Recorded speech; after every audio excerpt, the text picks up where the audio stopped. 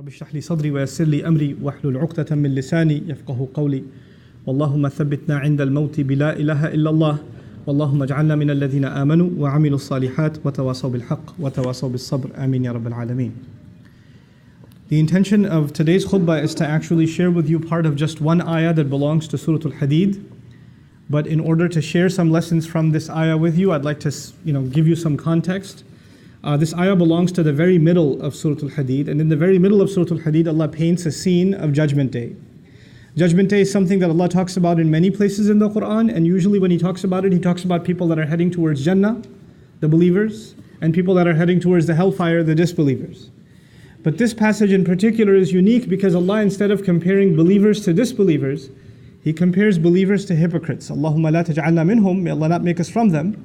But Allah, instead of comparing those who have faith as opposed to those who have no faith, is actually comparing people who have faith as opposed to people who thought they have faith or pretended to have faith, or their faith was there but is of no value to Allah on the Day of Judgment. This is the munafiq. May Allah not make us from them. But this is why this passage is of particular importance, because it tells us many things about how not to end up in that scene on Judgment Day.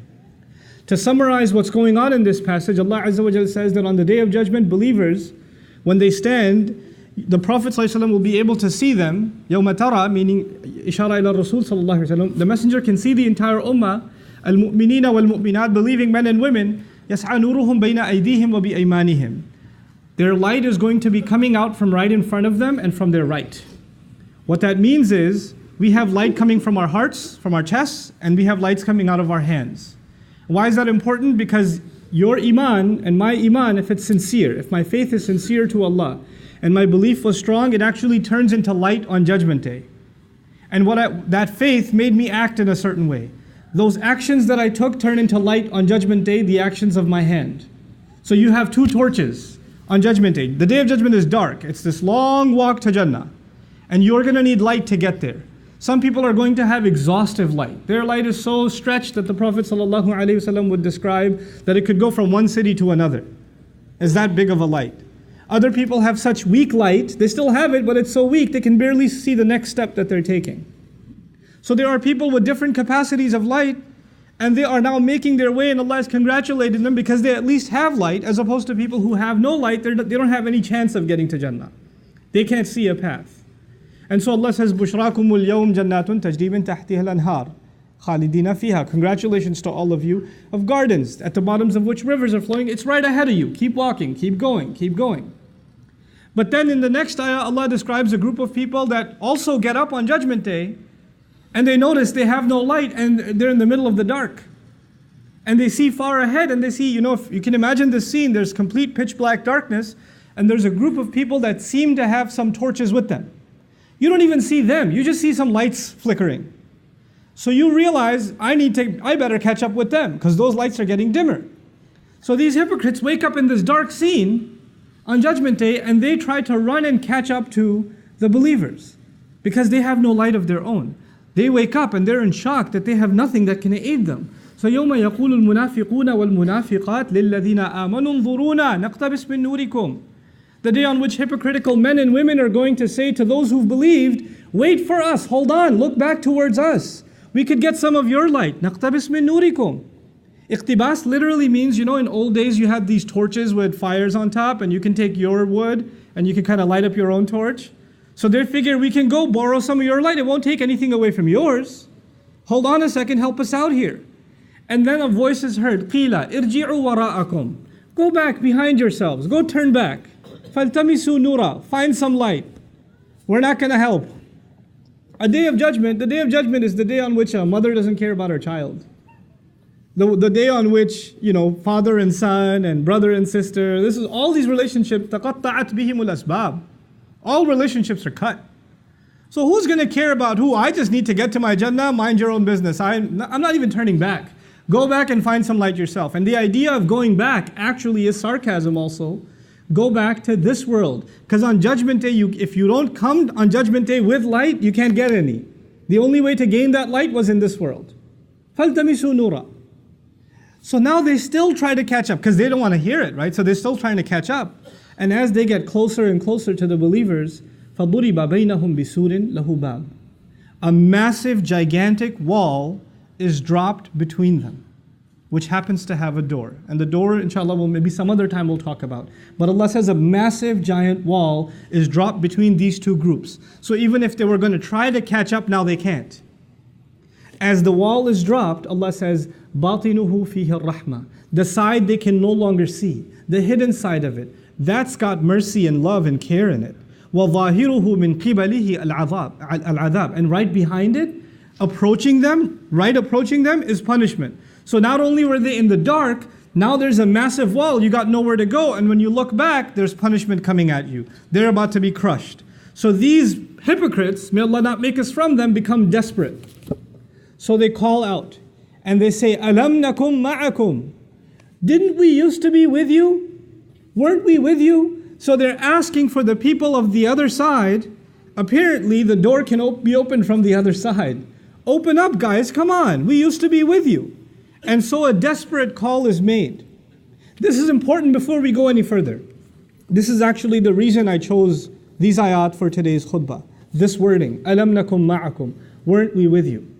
The idea is that these people on Judgment Day that are standing on the wrong side of the wall, that are in desperate situation, that have no light of themselves, actually assumed that they belonged among the believing community. They were very confident about that. So much so that they're citing it even on Judgment Day. We used to be among you. We prayed with you, we did business with you, we were friends with you, we were family with you, we were cousins with you. We went to the same college, university. We're all the same, guys. How are we separated today? Why is this separation happening today? And from the other side, this time, now that they feel safe, once the wall is dropped, not only do these people get overly terrified, the people on the other side feel far more secure, so they're not in a rush anymore, because now it's totally safe. So now they take their time and actually answer them and say, well, here's why you're not with us today. Here's why you're not with us today. The first thing the people of heaven told them was, you have to go get some of your own light. فَالْتَمِسُوا نُورًا, find some light on your own. Go back and get it.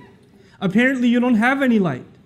And then they're in shock. We used to be with you. We should have had light just like you have light. So now the people of Jannah are going to describe how these people who used to have light, they used to have light, they used to have faith, how did they lose it? How did they end up bankrupt on Judgment Day?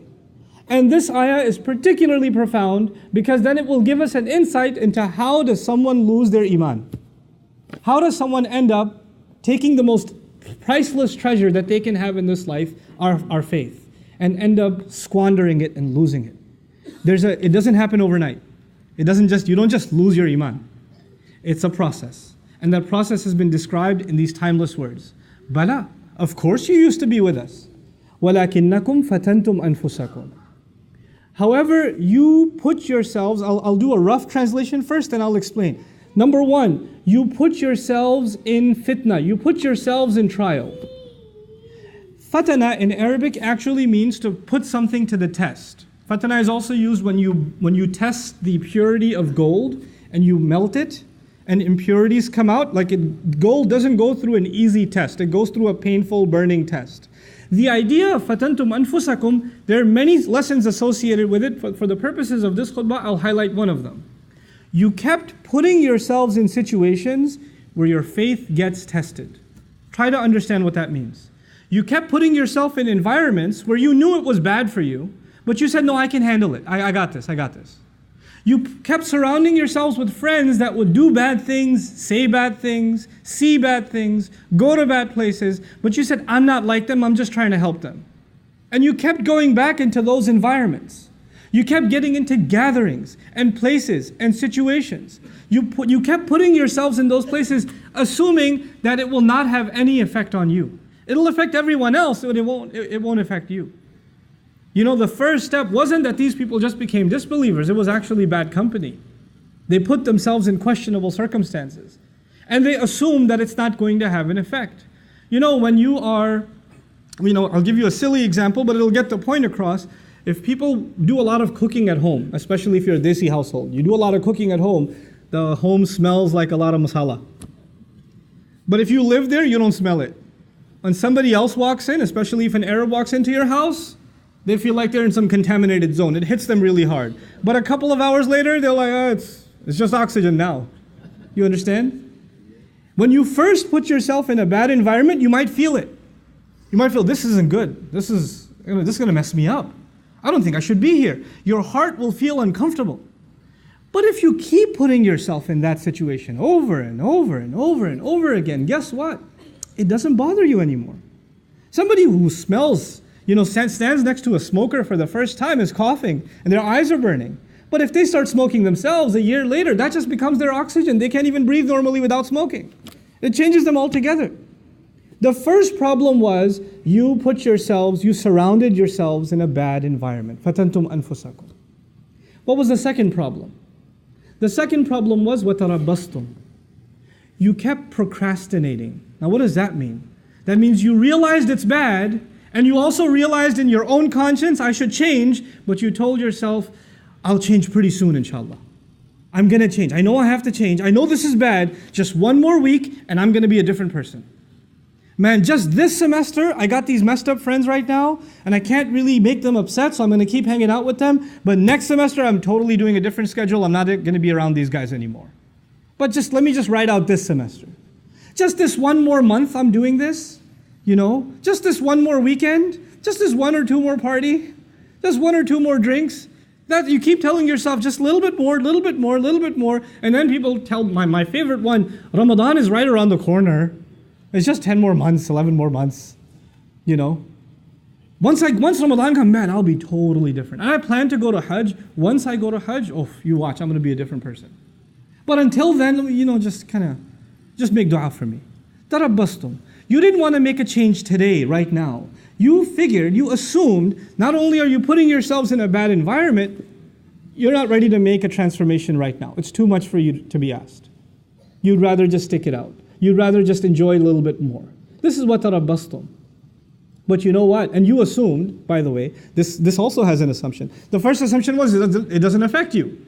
It doesn't have an impact on you, but it does. Something really bad becomes normal to you over time. You get desensitized. What is the effect of tarabbus, of holding off and holding off and holding off? Actually, you assume that you can put the brakes on at any time. And you can walk away from all of it whenever you want. I'm not addicted. I don't need this. I'm not hooked on it. I could just walk away whenever I feel like. The truth of it is, that's not the case. The longer you stay, the more addicted you become, and the more impossible you feel, it's impossible for you to get out of it. You're completely immersed. You're completely drowned. And you don't even know anymore what it is to be outside of this environment. And then you start telling yourself, it's too late for me. And when that happens, a guilt sets in. The guilt sets in that I'm pretty messed up. Man, I've been doing sins. I've been in this bad environment. I should have made tawbah a long time ago, but it's too late for me. And nobody likes to feel bad. Nobody likes to feel guilty. And then shaitan comes and says, why do you feel guilty? You don't have to feel guilty. The only thing that's making you feel guilty is this Islam thing. Islam says this is haram and that's a sin and that's a sin and you can't do this and you can't say that and you can't go there. Islam keeps making you feel bad, man. I want you to feel good. How true is Islam anyway? And now the thoughts start running in this person's mind, a man or a woman. Why am I even following Islam? It seems like it just wants me not to be happy. I just want to live my life, man. I just want to be free. I just want to be able to do what I want. I just want to be able to hang out with my friends. I'm not so sure about the Quran anyway. How do we even know there is a God? How do we even know? What's this hadith business? I mean, how do we even know it's authentic? And so you have this young man or woman, this Zainab, this Ali, this Fatima, this Abdullah, this Kareem, these beautiful names, and now they're starting to ask questions about, I'm not so sure about this Islam. I don't know. I have doubts. I have serious doubts. And these are not PhDs in philosophy, nor do they have exhaustive education in Islamic history where they studied it and they started developing doubts. No. They were in a bad environment. They didn't change themselves. That is the process. I've talked to hundreds of these people that literally live this ayah. They live this ayah. And then they get to a point where they have doubts. But their doubts have nothing to do with logic or reason. As a matter of fact, when you answer one doubt, they go to the next doubt. When you answer that one, they go to the next one. When you answer that one, you go to the next one. Then you say, hold on a second. So how long ago did you start ending up in questionable kinds of company? And then the truth starts coming out. وَارْتَبْتُمْ. The very next words are, you fell into doubt. You started doubting. You know what doubt will do? It'll let you off the hook. You'll be able to say to yourself, well, it's not really absolutely the truth anyway, so I shouldn't feel bad that I don't follow it. I shouldn't feel bad. And now once those doubts settle in, and you hide behind those doubts, and continue to justify your life of procrastination and putting yourself in fitna, once you get to that point, then two things are taken away from you. The desire for Jannah is taken away. The desire for making Allah happy is taken away.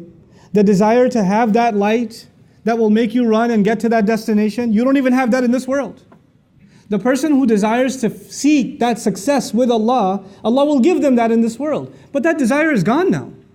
You have doubts about it. And the fear of hell is gone. Those two things are gone. Your fears are gone, and your hopes and aspirations in Allah and the akhirah are gone. The afterlife is nothing to you. The afterlife means nothing. If somebody even brings up heaven and hell to joke to you. Well, if you take away heaven and hell, if you take away the motivation to end up in the reward of Allah, or get away from the punishment of Allah on Judgment Day, well, the only motivation you're going to have left are things that are left in this world, isn't it? You got nothing left in the next life. So the only thing to look forward to are stuff that's left in this life. And this life will be money, it'll be fame, it'll be leisure, it'll be pleasure, it'll be material things. That's all you ever think about, that's all you ever care about, that's all you ever want to know about, that's the only thing that ever interests you, that's the only thing you make efforts towards, because you think all of these things are going to bring you happiness. They'll bring you contentment. So the next words are, وَغَرَّتْكُمُ الْأَمَانِيُّ. False hopes deceived you. You had false hopes that some kind of worldly thing will bring you happiness, and you ran after it. You gave all of your life to it. And you would think that this will bring you what you're looking for, and you get to it. Like people wanting to see, people nowadays obsessed with the next movie that comes out, the next toy, the next device that comes out, right? Lines for the new Star Wars longer than passports for Hajj, Why? Because you need to go see it. If you don't see it, how does your life have any purpose? Your life means nothing if you didn't see it opening night, And so you have to see it. And by the way, hoping that this will bring you some kind of fulfillment that you haven't found anywhere else. And people walk out of it and say, that was pretty awesome. And then they're bored again. Like, what do I do now? Maybe I could go see it again. And then go see it again. They're like, well, not as exciting the first time, but still pretty cool. You keep looking for something more to fulfill you and fulfill you. Because the thing that will completely fulfill you, the pleasure of Allah, is no longer there. That desire is no longer there. وَغَرَّتْكُمُ الْأَمَانِيُّ حَتَّى جَاءَ أَمْرُ اللَّهِ, until the decision of Allah came. This was your life. This, according to the believers, is a summary of a person's life that lost their faith. They started just with putting themselves in a questionable environment, and from there, it's a downward spiral. Automatically, the next thing is you start getting hooked on it, you put off, and then later on you start developing doubts, and from there, the only thing you ever work towards is worldly, lustful, material gain, material desires. وَغَرَّكُمْ بِاللَّهِ الْغَرُورِ. And then Allah says the ultimate deceiver, gharur is mubalagha. The incredible deceiver was successful in deceiving you. This is what the believers say to the munafiqun on the other side of the wall. This is an incredible scene, folks. They're standing by this wall in shock. Why aren't we on the other side? And now they're being reminded by their fellow believers on the other side. Well, remember that you did this, this, this, and this. And this is a gift of Allah to you and to me. It's a gift of Allah that this, hideous scene has been painted on Judgment Day. Because I would rather know now than then. I'd rather not stand there and then find out shocked. Why am I on the wrong side of this wall? Why am I not on the other side? How come I don't have any light? How come I lost this thing that Allah had given me? Every one of you sitting here, every believer has light inside their heart. Allah has granted it to us. The problem is whether or not you and I want to hold on to it or not. So you and I have to identify where we are. Maybe we're the people that just started putting ourselves in a fitna situation. Maybe we just started getting ourselves caught up in the wrong thing. Or maybe we've been caught up for a while and we've been putting off letting it go. Maybe that's happened. Maybe we've even gone further down the road and now we've started developing doubts. Maybe that's how far we've gone. Maybe we've gone way down the road. غَرَّتْكُمُ الْأَمَانِيُّ حَتَّى جَاءَ أَمْرُ اللَّهِ. Now all we live for is, toys and pleasures. That's all we live for now, is entertainment. That's what we've become. And so at the end of it all, nothing you earn, nothing I earn is worth anything on Judgment Day except that light. This is why when this passage began, Allah Azza wa Jal described it with light. And that light is the only thing that matters on Judgment Day. إِلَّا مَنْ أَتَى رَبَّهُ بِقَلْبٍ سَلِيمٍ. The one who comes before Allah with a sound heart, the heart that can beam light in front of them.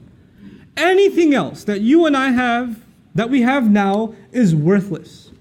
It's completely worthless before Allah on Judgment Day.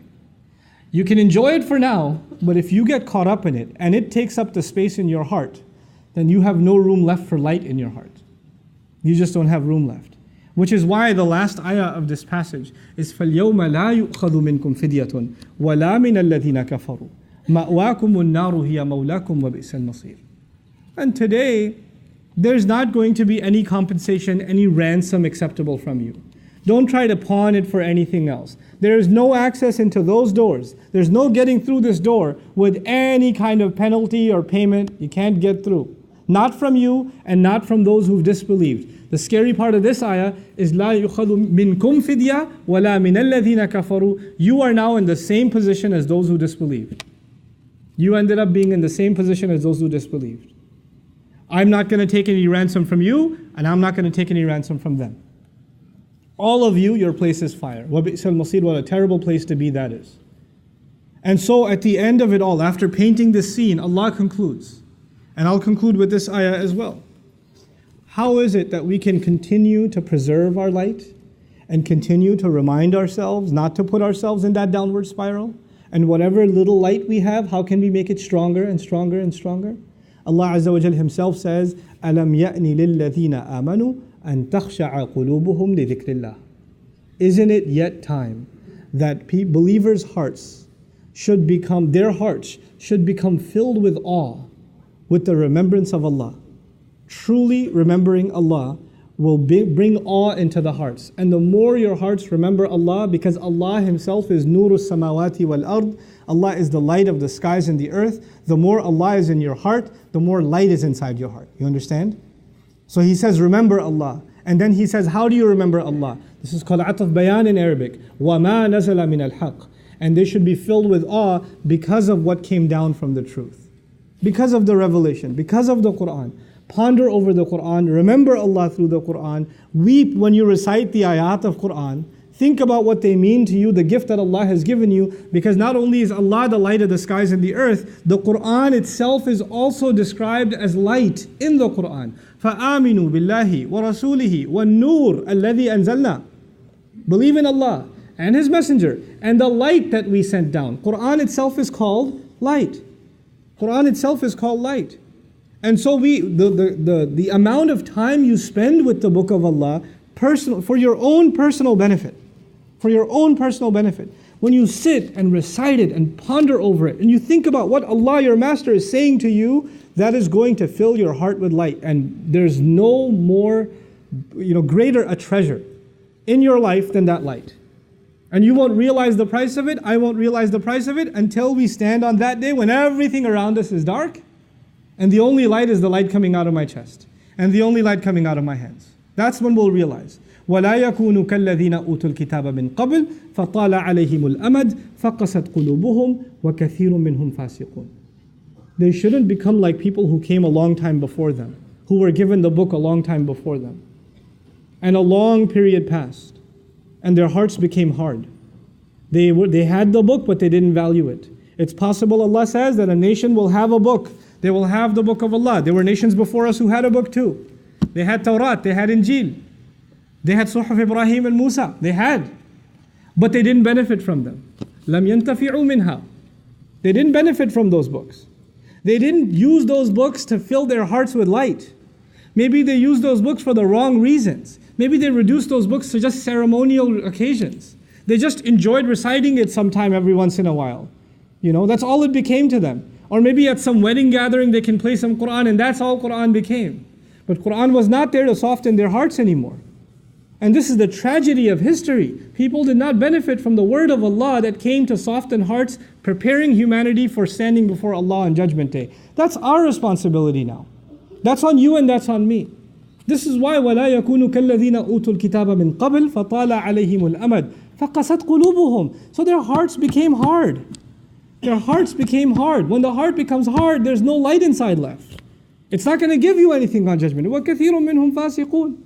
Most of them are corrupt. Many of them are corrupt. Allah Azza wa Jal is now in these few ayat painting one of the most important realities, depicting one of the most important realities in the life of a believer. The Iman you and I have is not something we can hold on to. This light that we have been given is not something that's guaranteed. It's not. Just because you have it now and you feel secure, if somebody says salam to you, means they're Muslim, you say wa alaykum assalam wa rahmatullahi wa barakatuh. They're both Muslims, they're believers to each other. We assume that we all have the light of faith inside our hearts. But according to these ayat, some people will stand up on Judgment Day and be shocked. I thought I was with you, and you're not. So we better realize that it's not automatic. It's not guaranteed. It's something you personally will have to make efforts for. I personally will have to make efforts for. And your Iman will not help me, and my Iman will not help you on Judgment Day. We're all going to be caring about ourselves, our own light. Irji'u wara'akum faltamisu nura. Go back, find your own light. And right now we can cooperate with each other. And right now we can strengthen each other's Iman. But on that day, there's not going to be any help. May Allah Azza wa Jal make us of those who preserve the light in our hearts. May Allah Azza wa Jal make us of those who are not on the wrong side of that wall. Protect us and our families and our loved ones from nifaq. May Allah keep our hearts from becoming hard. And may Allah Azza wa Jal make us of those who continually internalize the word of Allah, allowing our hearts to soften and to be filled with light. Barakallahu li wa lakum fil Qur'an al-Hakim wa nafa'ani wa iyyakum bil ayati wa dhikr al-Hakim.